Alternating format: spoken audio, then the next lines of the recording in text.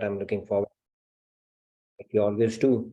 But for now, let's get started. It's time, so we will get started by invoking the blessings of God and Guru. So let me share my screen. We will get started. Give me a sec. I will share my screen like this.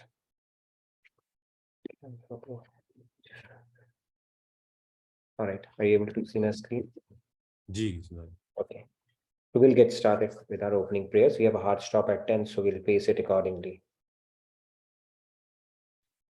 Gurur Brahma, Gurur Vishnu, Guru Devo Maheshwara, Guru Sakshat Parabrahma, Tasmai Shri Guruve Namaha.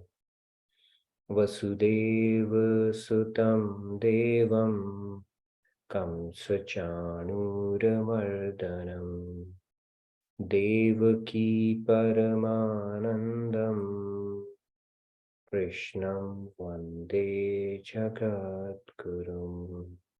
Krishnam Vande Jagadgurum. All right, Radha Radhe, good morning, good evening to all of you. Very warm welcome. So let's get started. Today we are going to take on Shloka 4.15 and I'm going to recite it like I always do, and then you're going to follow along.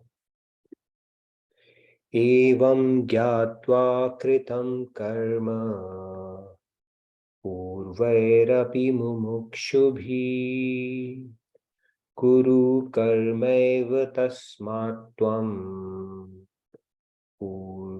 purvataram kritam. Yeah. Sandhya, Radhe Radhe. Radhe Radhe. Let's take a few hands. Radhe Radhe. Evam gyatva kritam karma purvairapi mumukshubhihi kuru karmaiva tasmat tvam purvahe purvataram kritam. Nice, thank you. Okay, we can take the remaining hands. Radhe Radhe. Yeah. Manoranjan ji. Radhe Radhe, Manoranjan ji. I can't unmute. Yeah, it's there. Yeah. Manoranjan ji, can you hear me?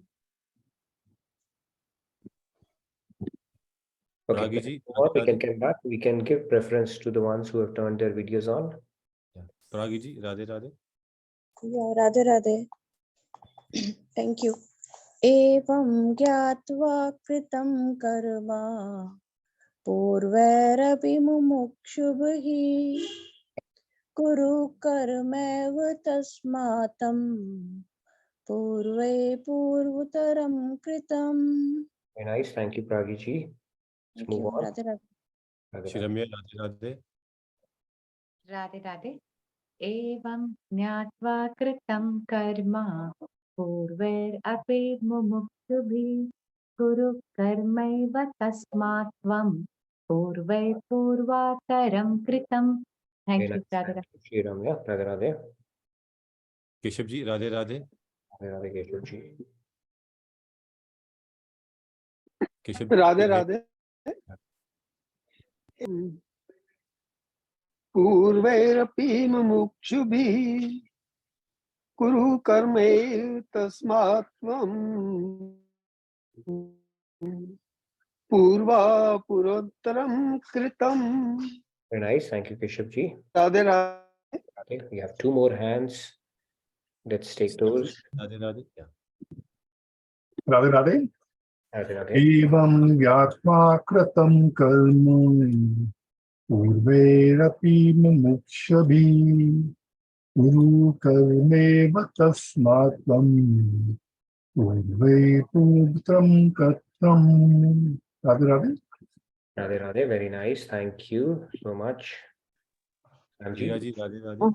Priya ji, last but not the least, please go ahead. Thank you. Radhe Radhe. Evam jnatva kritam karma purvairapi mumukshubhihi kuru karmaiva tasmat tvam पूर्वै पूर्वतरं कृतम्. Very Radhe nice. Thank you, Radhe. Riyaji. So let's get started. So in this shloka, Lord is saying that knowing this truth, even seekers of liberation in ancient times perform actions. Therefore, following the footsteps of those ancient sages, you too should perform your duty. Now he's giving him a call of duty again and propelling him to action. Contrary to popular belief, Bhagavad Gita is a call to action. That's essentially what Lord Krishna is saying, right? So we will till the ground today for this shloka before we get really deep into this shloka, okay? Probably it will take 2 sessions to complete this shloka, but we'll do some tilling on this, including the recap of what sets the context for this particular shloka. So let's get started. We start with our appetizer, soul. So today we are going to, let's see, what is it today? Okay. So you see the problem here. It doesn't matter how many resources you have, okay? We have a lot of resources at our disposal, but unless we are utilizing them properly or know how to use them, they will really not help us, right? So resources can be used, as a springboard for success, or they could really not really be helping us beyond a point and could in fact become an impediment as well, okay? So that is essentially how it goes. But let's build on this discussion. But picture, like they say, right, a picture is worth more than 1,000 words. So you see that, right? Unless you may have all the resources, so many virtues that you might have acquired, a lot of skills you may have, a lot of good thought process around stuff, but unless it is properly directed, it could still be limiting you. And that is going to be the focus of our discussion today. Okay. So let's move on. We will start with a beautiful video from Swamiji to recap some of the concept that we spoke about. So let me know if you are able to hear it. I'm going to play it at a little faster pace so that you can cover this. So are you able to hear the audio? Let me know. So Sri Krishna says, Are you able to?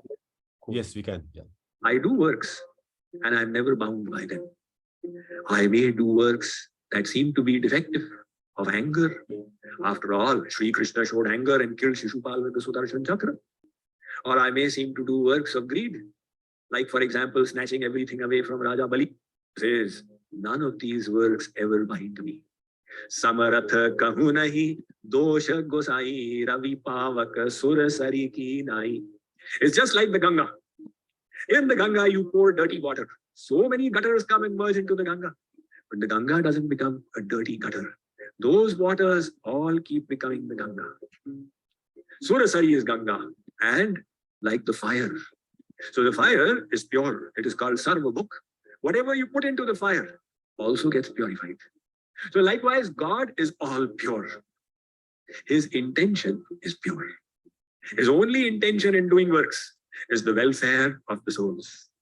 And because his intention is pure, the works he does never bind him. Think, what is it that binds us? Our own intention. When we do works with pure intention, even we will not get bound. Like for example, if you kill somebody, then it's a terrible offense. You could even be hanged, given the death sentence. But somebody is driving a car. His intention is pure. His brake, steering, everything is perfect. And a drunkard suddenly comes and falls in front of the car and dies. This person is brought to court. The judge says, you killed him? Yes, Your Honor. No witness required. I'm confessing I've killed him. Then you should be also hanged. No, Your Honor. You have no right to punish me. What do you mean no right to punish? I had no intention to kill. There was no carelessness from my side. I was driving on the proper side of the road. My eyes were on the road. My brake, steering, accelerator, everything was perfect. He came and fell in front of me. What can I do? If it's proved that the intention was pure, you cannot punish him. On the other hand, in the year 2003, some terrorists were caught in Malaysia in a hotel. They had done nothing, no crime. They were only sitting in the hotel room and planning the crime. And they were caught. And it was considered a terrible offense. So they were planning the liquid bombs and how to get it past the security in the airports. And since then, the security got tightened worldwide. And these terrorists, without doing anything, landed up in jail. So even in the world, the mansha, the intention, is what is important. Says Arjun did not kill anybody. Hari Maharaj, what are you talking? They are all dead. Arjun has no intention at all. He's just doing his duty as the Lord is desiring him to do. So work becomes binding based on our intention. Now Lord Krishna is supremely pure and his intention is always Jeev Kalyan. That is why he says that work does not bind me. And not only that, Arjun, those who know my divine nature, that means the God realized saints, work does not bind them either. You will find God realized saints in household life. So what happened? Were they experiencing anger, greed, lust, desire, etc.? No. Kripaluji Maharaj, he was a Grihasti. So was he like the Grihastis of the world? Once he revealed. He was the fifth original Jagat Guru, as you all probably know. Biggest scholars of Sanatana Dharma. Having studied at his lotus feet, I saw again and again, his knowledge was like the ocean. He could quote from any verse in the scriptures without actually reading. He said, look, after the age of 22, I've never lifted up a book. How do you quote from the Bhagavatam along with the canto and the chapter and the verse? So that kind of divine knowledge. And yet in household life, we explained, the first four Jagat Gurus, the previous Jagat Gurus, Shankaracharya, Nimbarkacharya, Ramanujacharya, Madhvacharya, they were all sannyasis, renunciants. And this was creating a bad impact on the Indian public, where the impression that was created was that the only way to be spiritual is to become a sannyasi. Kripaliji thought, let's correct that. Come as a Grihasti and do Karma Yoga and teach the principle of Karma Yoga to the others. So just like Bhagavan does Leela, these Siddh saints, they also come into the world and do Leela. But they are not bound by their works because their intention is pure like that of Bhagavan himself.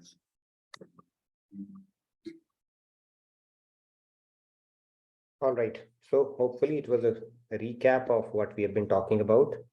Intention is the key, not the actual work you end up doing. So intention and sincerity at heart is our insurance policy, even when we are in a dilemma. So whatever is the intention with which we approach in the world, that is also, even in case of like that accident, that example that we've been talking about, the intention, even the judge would try to establish, was the intention to kill or not. And in the world, we can make mistakes because we are not antaryamis. We cannot really know somebody's intention behind something. And we rely on witnesses who might be imperfect, who might be tricked, who might be bribed, who may turn hostile and stuff like that. But in this case, there is no scope of error at all. Why? Because the witness, policeman, judge, everything is God. So based on your intention, you get the results. And if your intention is for self-enjoyment, that is where we get implicated in the law of karma. It becomes a binding karma. And when we say binding, even good deeds are binding. Okay, so let's continue on that discussion. Hope it reinforces the concept that we've been talking about. Now let's move on what we are going to discuss today. So now a quick summary. Activities bind one in karmic reactions when they are performed with the mentality of enjoying the results. Very simple principle. Karma Yoga is not a good to do things. Karma Yoga is a must do thing for all of us, especially if we are serious about our spiritual journey. If we don't understand the principle of Karma Yoga and try to deepen our understanding and try to deepen our practical application of it in our day-to-day lives, we are not going anywhere. I would say it's a must-have for every spiritualist. Karma Yoga is the way to go because we need to purify our intention and start aligning, offering it to God. If you continue to do things for your own sake with that selfish motive, which we spoke about is the biggest bane of humanity in yesterday's session, we will continue to, do this travel of 8.4 million species. There is absolutely no way out of it. In the process of Karma Yoga, the other good thing that will happen is you will start getting closer to the principle of surrender as well. Because now you are offering it to God and your own selfishness is decreasing in the process of doing this practice repeatedly. And then the surrender aspect will also start increasing. That devotion aspect will also start increasing. So that's the only way we can get rid of binding karmas. Okay. Otherwise, there is absolutely no way. So enjoying the results, that bhog mindset that we have, it is hardwired into our psyche because of repeated lifetimes. That is the only way we know how to operate. What is in it for me? What isn't it for me? That needs to be gradually reversed, is essentially the message of Bhagavad Gita. Bhog leads to rog. And what we need to do is yoga. Okay. Yoga leads to God. Okay. Then God's actions are not motivated by selfishness. His every act is driven by compassion for the souls. Right? Swamiji so beautifully explained. Even the saints, for that matter, right? In Ramayana, it says that Sant Hriday Navanita Samana. So for God and saints, their heart is full of compassion. And how does the temperature of that get raised? When they see people suffering. So every act that is performed by God and saint is born out of the welfare of the souls, nothing for their selfish interest. So because it is not tainted by selfishness, God is not implicated in any karma at all, even when he takes an Narlila or does an Narlila. Now, although he's administering the world directly or indirectly and engages in all kind of activities, in the process, he's never tainted by any reactions because it is not motivated by any kind of selfishness. It's completely for the welfare of the souls. And Lord Krishna is saying he's transcendental to the fruitive reactions of work. Okay, so this is the quick summary. Now let's get started. Key points, what is it that we are going to, So when we work with selfish motives, we spoke about it. It's a very important concept to understand. We create karmas. Okay, let's drill it into our heads. We incur karma when we are operating with selfish motive. We can get rid of that karmic reaction or, doing binding karma when we do it for the pleasure of God. Okay, this is how it works. So the karmic reactions, it says that punyena punyalokam nayati papena papamubhya bhyameva manushya. So celestial abodes, if you do good deeds, bad deeds, if you do bad deeds, you get into nether regions or hellish abodes. And if you do mix of both, which is typically what people end up doing, they get back to Mrityulok. Now, Mrityulok doesn't mean that we will be born as a human, right? Whenever we get. Okay, so terms and conditions apply around that as well. So it doesn't mean that once human, always human, not necessarily. We can get into any species.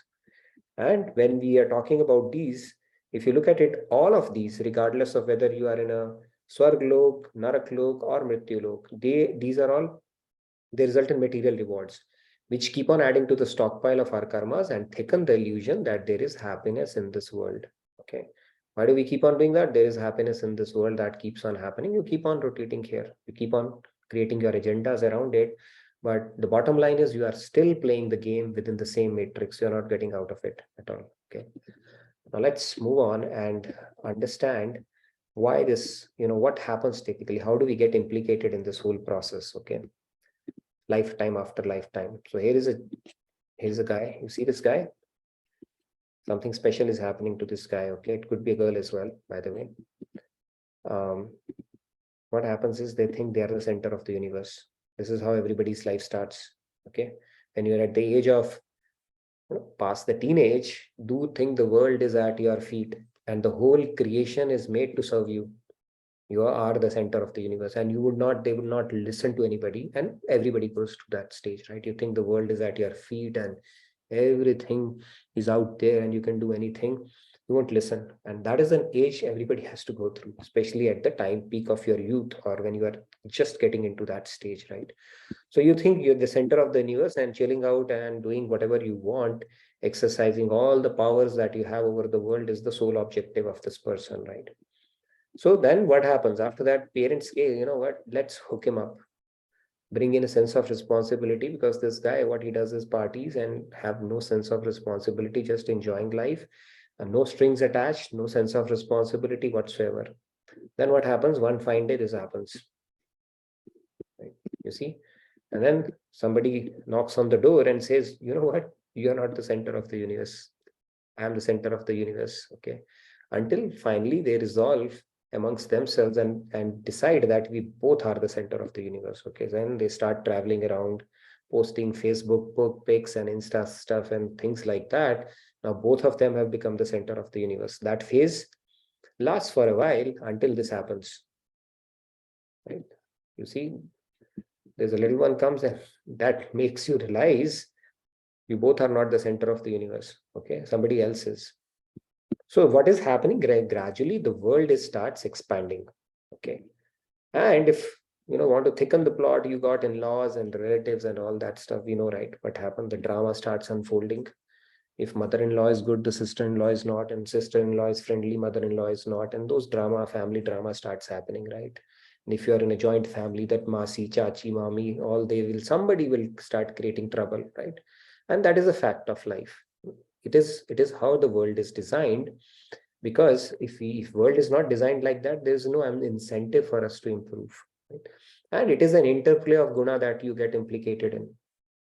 And let's say, for example, everything is aligned for some reason, some persons, then this entity called boss will come in office and they'll start troubling you as well. So the world is designed in such a way that it will push you from what? Okay, this is how it is designed. It will push you from tamas to rajas to sattva. So if you look at it, initially you might be thinking you're the center of the universe and leading a free life, and you might be resorting to certain tamasic activities as well, right? Not everybody, but generally how it goes. And then the sense of responsibility comes. You start expanding your bubble. You start learning to give away. Okay, you are not the center of the universe, somebody else is there as well. Then the baby comes, and so that sense of responsibility and other things will start expanding, and you understand that sits in giving, sharing, and letting go of stuff is how you can progress in life. So this university of hard knocks is designed in such a way that regardless of whether you decide to marry or not, the challenges will be thrown your way. And the whole idea is to make you the graduate. And if you keep failing in a test, same situation will keep on repeating with you, right? If you're stuck with some kind of a relative that you're having a trouble with, and if you're not learning your lessons, that lesson will keep on repeating. The same situation will keep on repeating. Manifestations may vary, but until you learn the lesson will keep on repeating. So the whole idea is that you move from tamas to rajas to sattva. Okay, this is how it's meant to be. So it's a bit of a progression, if especially you are utilizing the tools at your disposal in a correct way. If you don't have the right mindset, you will be implicated and you will be all stressed out, complaining, gossiping, talking, and just thinking my world is the worst one, right? It's like the only person who's happy in this world is the one whom you don't talk to. You ask anybody, everybody's having their own set of troubles, right?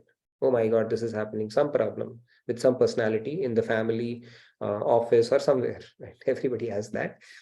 They don't understand that is the design of the world. So saints also live in the same world. They've also gone through the same grind, but somehow found a way or understood it in a way that they know how, not only how to navigate it, but to look at it in perspective and straighten that ladder that we were looking at, right? You may have everything at your disposal, but still you don't know how to utilize it. And that is where the knowledge of spirituality comes in handy. Now let's get deeper into this concept. Here is, you see, what is this? This is a ladder, right? And here is little Johnny. What if the ladder is presented in front of him? What will happen is he'll climb. Okay, pretty good. Now let's say the ladder, you invert it. All you have done is change its orientation. Now what happens? At best, he can go till this, right? It cannot go up. So what it means is the same thing which you can use to climb up could become an impediment for you in your life. How? Let's look at it. So this is the progression we were talking about. Right? You start with tamasic mindset.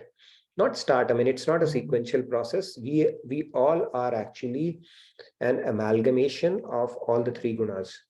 But then we may have a predominant guna, dominant guna, so to say, which might be one of these three. We don't know which is our dominant guna. It is an individual exercise we can do. So the whole idea, like I said, this university of hard knocks, which is called this world, is to shake you out of your ignorance, pride, slothness, intoxication, when you have an hurting, harming attitude towards people, bitterness, resentment, all these things, to let go of it so that you can graduate from tamasic more towards rajasic, where passion, at least you swing into action, you let go of the slothness aspect of it, but then enjoyment becomes your motive. chilling out, so to say, right? But at least you are propelling yourself to action. It's better, one better than the tamasic attitude. And then finally, people move forward. It's kind of a ladder that you have taken now from tamas to rajas, right? It's kind of a ladder where you are changing your dominant guna, which is better than tamas, of course. And the next level is you take on higher pursuits in life, doing charity, noble deeds, helping, acquiring knowledge, etc. So now you find a bigger purpose to your life as opposed to doing mundane things, just chilling out, enjoying life, right? Not necessarily that alone. That becomes sattvic pursuits. So in a way, it's a ladder from Rajasic as well. Not many people actually start thinking on those lines in their life. Right? Becoming good is the next best thing to having God consciousness. It says, right? A lot of people, they come and say, okay, I don't believe in God. Then one of the classic replies I've heard from Swamiji is, okay, do the next best thing, become good. So at least have that kind of a mindset. I'm going to give back to the society, help people out. I'm going to go for higher pursuit, create ideas, serve society, and those kind of things. So that becomes sattvic. Now, what beyond sattva, right? Now, this can be the biggest barrier. I'll tell you how. Yes, Sandhya, before that, I can take a question that you have. Now, this is where the trap can start now. Even before sattva, it can start, but typically at sattva, the trap starts. Yeah, go ahead. Sandhya? Yeah. So, is there a difference in the purity of heart when you say if someone has predominantly tamasic versus predominantly sattvic? Yeah, it is. The more you are shaken out of your ignorance, the more you have worked on your heart, the higher that guna would be, right? They say, right, ordinary people talk about people, and then more intelligent people, they talk about ideas, experiences, and then even more people, they talk about basically the experiences, and then I think the ideas and the bigger causes, right? And I would say the most intelligent people, they talk about God. Okay, I'll take it a little further as well. So yes, it is somewhere related to the purification of your mind as well, right? When you have not worked on it, then you will be more engrossed in worldly pursuits. But when you get beyond that, you think, okay, there's a bigger purpose to life, right? That's when you get into certain kind of a, so that whole Maslow hierarchy is there, right? Maybe I can bring it to one of our sessions. When you start getting promoted in your head, basically, then you go towards such kind of things, right? People devote their life to literary works, to scientific deeds, maybe carrying out experiments and those kind of pursuits, but only after they have gone through this. Most of the people, they live their life talking about people and managing relationships and all those problems that come along with it. They're not able to rise beyond that. So now the sattva aspect is the one where you can get stuck. Why? Because people who are good, they have no incentive to think about God. It is also something that can actually be addicting. Now, if somebody is actually a scholarly person or somebody does help people around, they are satisfied in that. They get attached to sattva. Now, it was meant to be a ladder to something higher, but they get stuck there. Okay, we have seen even in Mahabharata, if you look at it, Yudhishthir was so attached to his dharma. Now, he was basically part of a Leela. I'm not getting into that part. He was so attached to his dharma, Karan for that matter, that he would even not even care to listen what God is saying, because I am not supposed to speak a lie. And he was attached to that. So people who are generally good, they think that, they don't have any reason to change anything. So sattva is very one of those things which you can get bound in. And what happens now? You're capping your potential at best. You can get to a celestial abode and nothing more, and you can still become an ant or a pig after that. So that is one thing where now the stepping stone for your taking the next step becomes your impediment. And it can happen to a lot of scholars, a lot of people who say, I lead a very simple life, honest life, I've never wished anything bad for anybody, always helped. Why do I need to bring God into the mix? And they get stuck at that stage. A lot of people, they get stuck at ritual stage. Now rituals are again a ladder to go for something higher, but since they have been doing rituals only, they get stuck at that level only. So this is something which can become an impediment for anybody. So we need to be watching out against that. Are we getting attached to something, right? So a lot of people, they say, like Shastra Vasana we talk about. They start acquiring knowledge. Now they get attached to acquiring knowledge, and their whole life becomes a mission of acquiring more and more and more knowledge. That is also now becoming an impediment for them. Dehavasana, a lot of people have Dehavasana, they want to take care of their health. Now they start taking care of their health to an extent that the only focus is taking care of their health. They forget the purpose for which they are taking care of their health, right? So that they increase their longevity and odds of getting closer to the goal of life. So all of these could become actually a trap unless we have that big picture at the back of our mind always, or unless we get exposure to the right knowledge. Sattva is the biggest binding thing, which can actually be, become an impediment on your path unless you are exposed to the right kind of knowledge. For that matter, people can get stuck at tamasic pursuits or rajasic pursuits as well, right? Most of the worldly people, they're happy in rajasic pursuits only. Money, fame, power is all we crave for. And we typically die in every life thinking only if this would have happened. And God says, like an indulgent father, be my guest. Okay, I'll give you an opportunity. You will get implicated in more karma, and then check it out if you really get what you thought you would by having that. And that cycle continues. That's how essentially why we keep on repeating here. Yes, Sandhya, you had a question?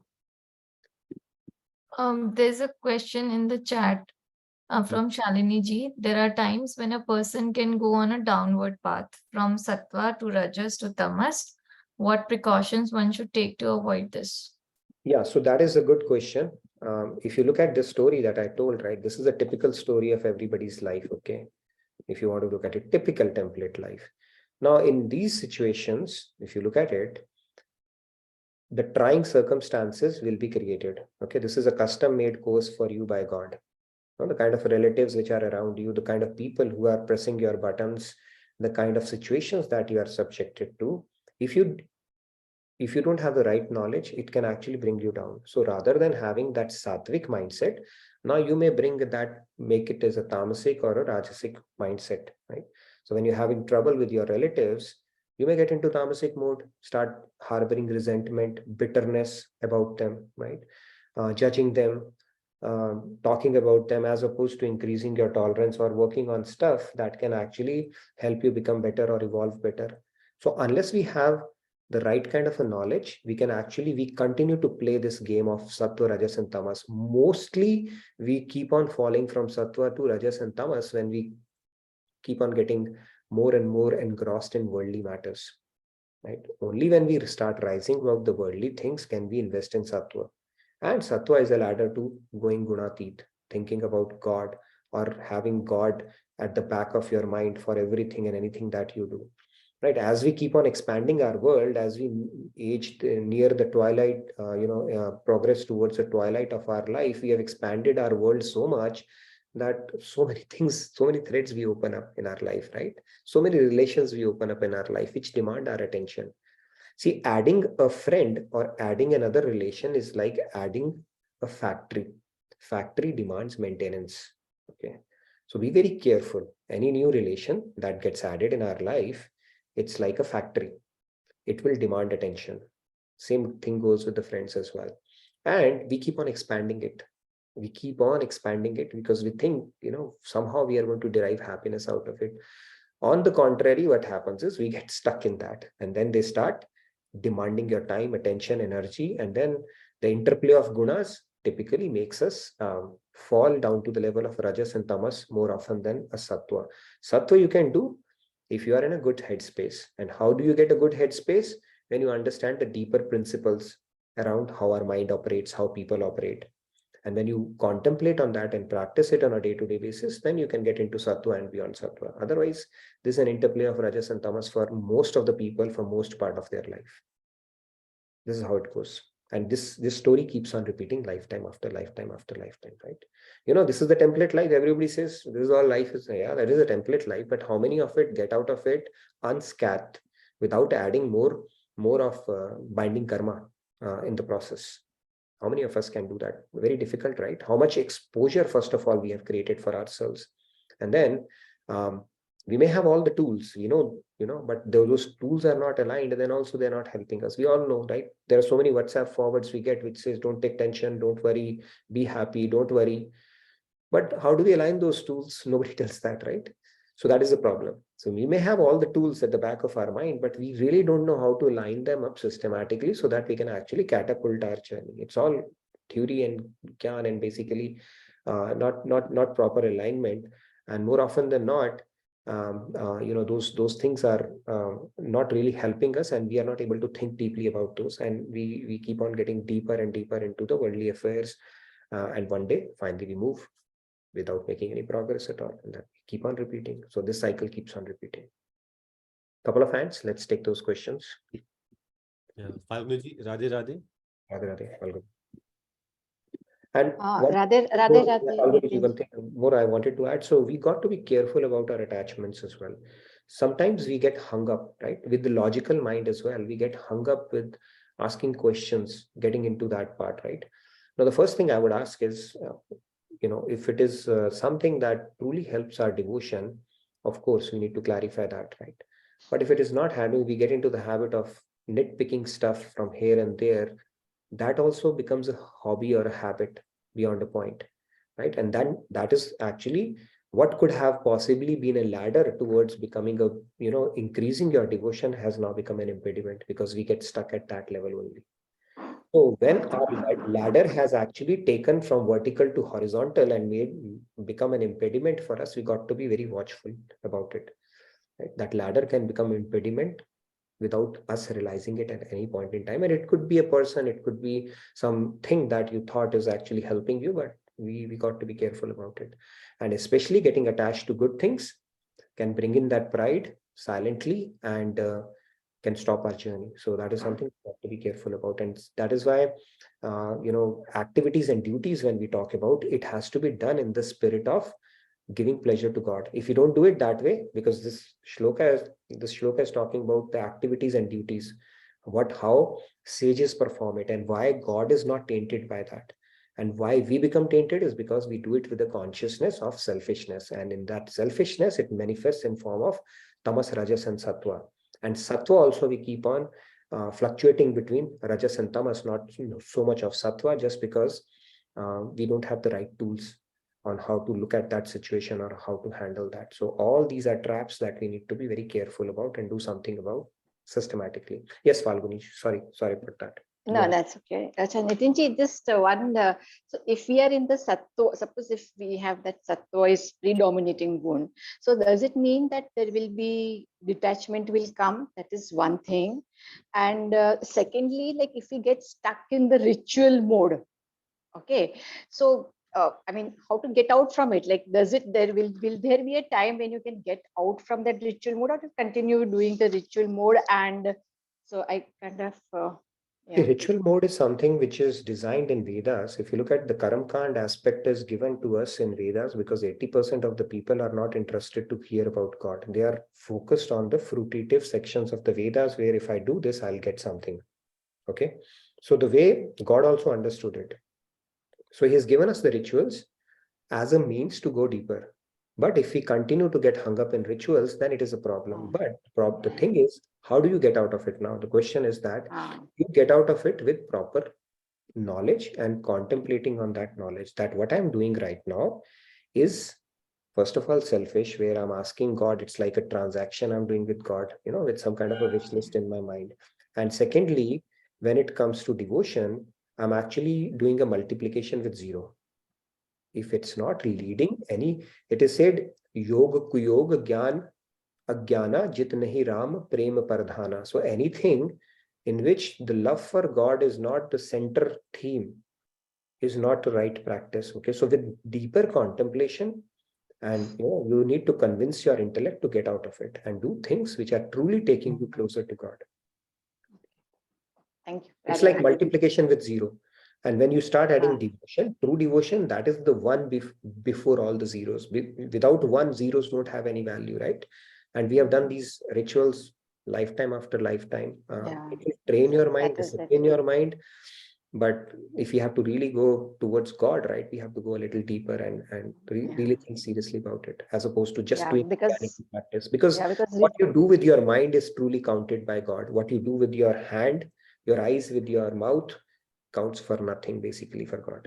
It is like Yeah, but we grow up doing a lot of rituals, so it's very deeply ingrained. That is why, yeah. Okay, thank you. True. No, rituals have their own place. Rituals are to be, because if you look at the younger generation, if they don't even have rituals to hang on to, there's no way the traditions will, get passed on from generation to generation.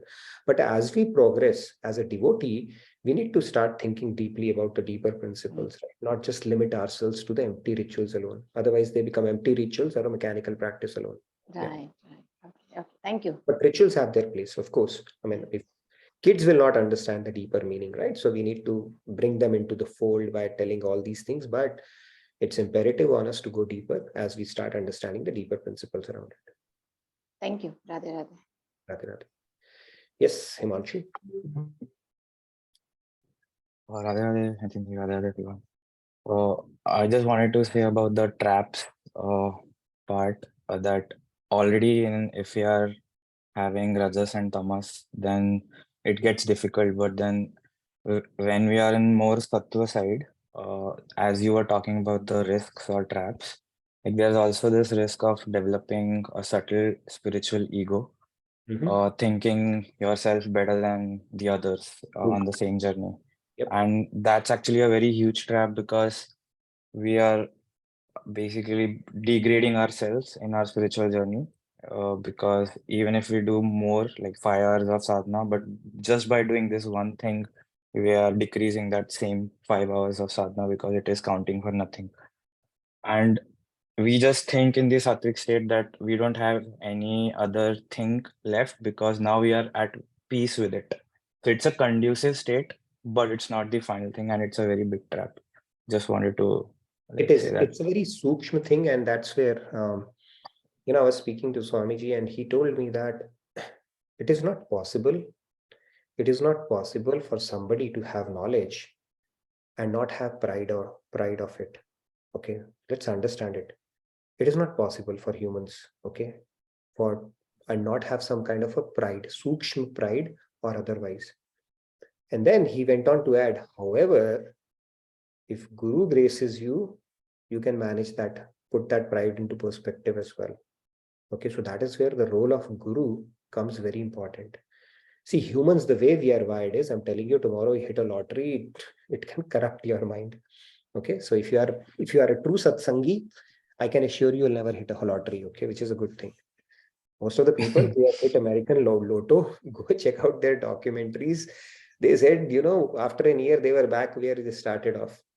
And on the flip side, they lost so many relations. They got themselves into so many bad habits, developed pride, and so many distractions happened in their life. So they said the worst thing that happened to them was hitting that lottery. The guy who won the Kaun Banega Crorepati, I think Sushil Sharma, who was preparing for IAS, go check out his interview. What happened after that. He's got completely distracted, and so many people started flocking him. Now he became obese, drinking habits, family problems, relative problems, whatnot. So the point here is, yes, it can intoxicate, it can corrupt your mind, whether it's money, whether it's fame, even knowledge, like you said about, right? But if you are working with a guru, your spiritual guru and a mentor, they will keep it in check. They only have that power to do that course correction for you. We on our own, we don't know when the subtle pride will creep in and start eroding our spiritual merit around it. Very good point. Yeah. That could again become an impediment. Yeah, just one more thing at the end. Like I felt this example as you just explained because like I have a friend and he is on a different path. He's on the path of knowledge. So when I talk to him about bhakti and he talks to me about knowledge, there are a few things. And with Swamiji's wisdom, I understood like what to do at this point. And when you go to satsang regularly and when you are continuously doing sadhana, you actually progress. You don't even think about this. I have actually experienced it and I'm still continuing with it, dealing with it. But that is, I think, a very important step because we have so many problems. But yeah, so thank you. In fact, again, we can get into a trap of debating, with people. And I have been guilty of doing that for a lot of years. Okay. Even now, I don't know when I can get sucked into that, but it is again a trap where you get into that because you think you've kind of cracked the code better than others, but we need to avoid that as well. That can give you pride. And on the contrary, what the way you need to tune yourself is when you do that, right? Sometimes people, especially if they want to take an ego ride, they may start thinking negative, or to prove their point, they may say things against God, or some of the namaparad spiritual transgressions they may end up doing. So in order for you to prevent that, you should not engage in debate with them for their good only. And that is how I motivate myself not to talk to people who don't believe in God, because otherwise they will stay quiet. But just because you are engaging them in a dialogue to prove their point, they will start uttering bad things, or negative things, which could be spiritual transgressions, which can put their journey back. So at least we can prevent them from doing that. But yeah, that could be another trap, especially if you're on the path of Gyan, you have not added devotion to the mix. That pride is there. Pride of knowledge is there. Right? And even like we have so many examples of even in history, Yudhishthira, he was attached to his dharma. Karan was attached to his dharma. So now that dharma, if you look at it, dharma is what? Dharma is a stepping stone to something higher, which is finally to attain God, because God himself is the creator of the dharma. So can anything be more greater than the creator of the dharma itself? Krishna himself in 18.66 saying, Sar dharmam parityajya mamekam sharanam braj. He's telling Arjuna about all the dharmas, and finally he's saying, forget all the dharmas, simply surrender unto me. So dharma is a means to God. It cannot be greater than God. But now that stepping stone has become an impediment. Why? Because you're attached to your dharma. I am Satyavadi. I'm not going to speak lie. So the Yudhishthira said, I'm not going to speak the lie. And it said when he did that, that was the first time his chariot touched the ground, right? So that is where those kind of traps can happen. In the world also, you see the people who are scholarly, people who have a lot of acumen they have acquired, a lot of studies they have done, they have that silent pride. And for them to talk about God, they don't have any incentive at all. They think that we are already good, we are already there, we are not doing the regular things that worldly people do. We are engaged in so many welfare activities, helping people out, philanthropy, noble pursuits. So they get stuck at that level only. But Bhagavad Gita tells us that that is also a trap. You need to be careful about. Yes, Sandhya. Just thinking about the ongoing discussion. So what could be the best set of tools to keep our pride in check? Can we say seva is one of those? Yeah, that is true. Pride is, they say, it's one of the most, what do you call that, inauspicious things we can have. Now, what does God eat for breakfast, lunch, and dinner? Does anybody know that? Pride. Right? His job is to eat pride, and he does not tolerate pride of his devotees, not even a little bit, right? He did that even during Maharas, where gopis thought, oh my God, we are so beautiful, Krishna, we have Krishna for ourselves, he won one Krishna with each, and he just vanished. So pride is something he doesn't, and then the pride is something that takes us further away from God as well. So the first thing that we can bring, that is the knowledge that it is taking us further away from God. Right? Swamiji gives that example that a firefly can be really proud of itself in the night until the sun comes, and then it puts it into perspective. We might be proud of building a big house, but think of Brahmaji, he has done the entire creation. Right? We might be thinking the mountain looks as tall as I do, although I'm a little more than 5 feet 4 inches. But then as you get closer, you see the mountain is pretty big. So pride is something, just putting things in perspective. Whenever it comes, we have to build a constant check to it, because it is something that takes us away from God. Right? It's like a thieving or a stealing mentality, wherein we take credit for ourselves as opposed to having a sense of gratitude towards somebody who's enabling that to begin with, right? And humility is the foundation basically of bhakti. So that is called Adharshila of bhakti. And God really loves humility. So if we want to become dear to God, we should refrain from pride. That constant check has to be there in our heads. And that can be very subtle. We don't even know when it comes in, right? Even a person who is sweeping the floor has a pride. So So if So we just focus on getting more and more closer to God, automatically pride will be taken care of. yes, right. When you get closer to God, it's like getting closer to a fireball, right? So you will start feeling the warmth on a cold winter day, like you feel. Similarly, all the Daivik gunas will automatically start manifesting, and all the inauspicious things should start diminishing. That is one of the symptoms. So if you do sadhana, you do seva, you do satsang, then these qualities, the Daivik gunas, they should get more nurtured, and the uh, Asuri gunas, they should start diminishing. That is the litmus test for it. Heartbreaker Ji, you had a question or you wanted to sing something? No, no singing today. Okay. In the meantime, there is a comment question in the chat window from Vishwesh Ji. What is the difference between people operating in the mode of ignorance and demons? People operating in the mode of ignorance and demons. Huh? I think it's a manifestation of ignorance only, right? People who demons, they take pleasure in hurting people. They can do murders for entertainment. And where is it stemming from? If they had knowledge, if the ignorance was dispelled, they wouldn't be doing those things. So it is, again, I think, stemming from ignorance only, but they have taken their ignorance to another level where they've started deriving pleasure from hurting others. So ignorance also, like, every aspect of Maya has different depths and levels in it. So ignorance also has, right? That is deep ignorance, I would say. So deep ignorance, medium ignorance, and then, relatively lower ignorance. I don't know. I mean, that's all the best I can say, but it is born out of ignorance only, right? You cannot call them enlightened at that point. By the way, tomorrow we'll talk about what happens after enlightenment, right? Keep talking about God realization. What does it mean? And what happens after that? What are the options available to us after we become God realized? One day we will. Then what are the options available to us? So we'll talk about that topic. It's going to be a fascinating discussion. Yes, Jyoti ji, you wanted to add something? Good to see your hand today. After a while. Radhe Radhe. Regarding ignorance, the 10 heads of Ravana were indicating his levels of ignorance, and they were all the bad qualities that he had.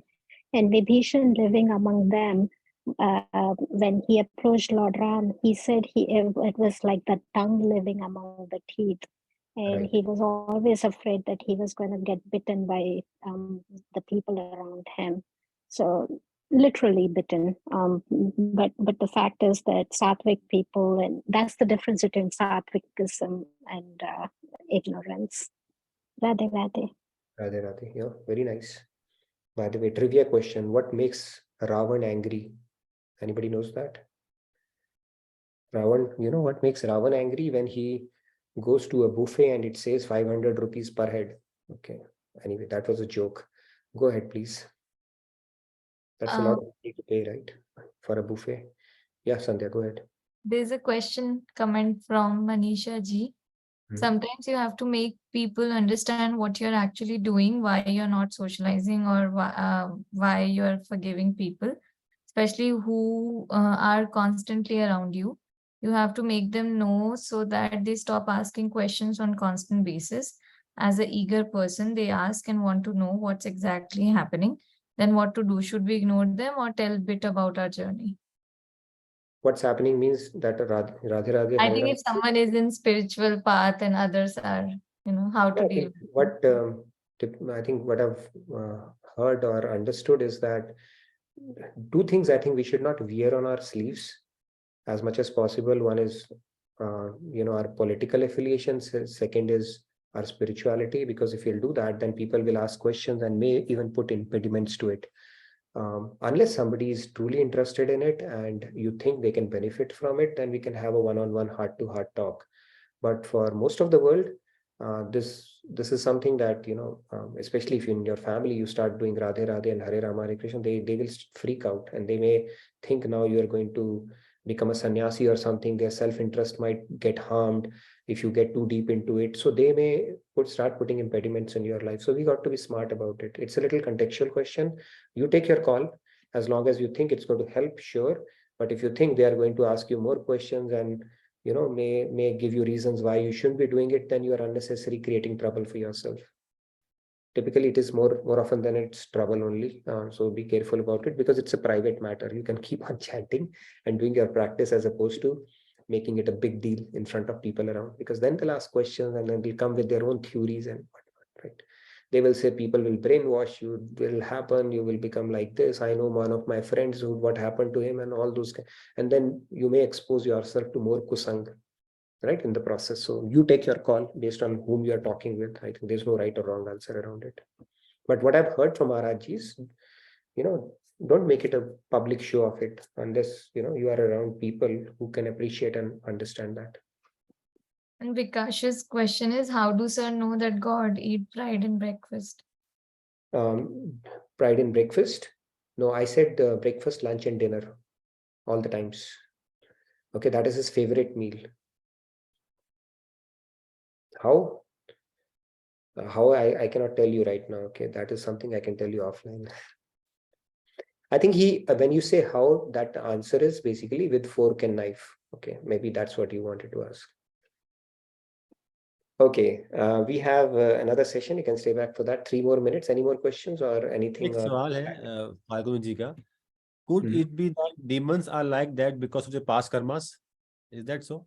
Yes, so that is true. Because of the past karmas, they get those kind of bodies, right? Vibhishan, when he came to Lord Ram, he said, "I am born in a demonic clan. My body is tamasic. How will I do devotion?" Even Ram thought, I have a tamasic body. It's better to, I have 2 options, either to do devotion of Ram or to get, have enmity towards him and get killed by him. So he said, with the tamasic body, the other option is a better one to go with. But yeah, it's because of our own karmas only we get those kind of things, right? But that doesn't mean you can't realize God. Prahlad was born in a demoniac clan and still he ended up realizing God, right? So spirituality or devotion or bhakti is not a proprietorship of any particular type of a body. Yeah, so human beings, we can certainly do that. But even, if you have some sanskars of bhakti, who knows, as a daitya also you can, complete your journey. Maybe one more question, last one. How much time do we have? Do we have time? Yes, 2 minutes we have. So Tanmay, maybe one more question we can take. Thank you. So in Gita, there is one verse which says, Lord Krishna said, I am seated in everyone's heart, and from me come remembrance, knowledge, and forgetfulness. Right. So we are constantly dwelling in these 3 modes. So is it like something even the thought is predestined? Like, see, if you look at it logically, there is a memory in our like which we have feeded and our past experiences feeded, and we constantly re-access those memory and think about it, and we also forget about it. So we will, it's not a 1 minute conversation, so let's talk about it. I'll give you a quick call if that helps, and then whatever the key nuggets from that discussion, we can come back and present it in our class as well. I wanted to make a quick announcement around the which event that is coming up. Sandhya, you can help me out on Diwali Mela. There's a big event that's coming up. Then we have the retreat that is coming up, and along with that, Janmashtami celebrations. So retreat is something, if you're sitting on the fence, please do sign up for it. Can't wait to meet you in person if you can make it. And if you are somebody like Shyamji, you can always plan for next year. Okay. So with that, Radhe Radhe from my side, over to you, Sunil Bhai and Ajay Bhai. And Vikas, if you have any question, we can talk offline. Thank you, everybody. Radhe Radhe. Good night, good day from my side. Thank you, Nitin Bhai, and thank you for your entire group for a wonderful, again, it's just amazing, there's so much out there to learn and so much to share it. So now I encourage you all to please stay back. We will be looking into our book club tonight, 7 Divine Laws, Law of Happiness. And so we will be, let's go ahead, and you got maybe the host. So let's go ahead and start the recording here. Give me a second and let's get this show on the road. Okay, so I'm going to stop this recording.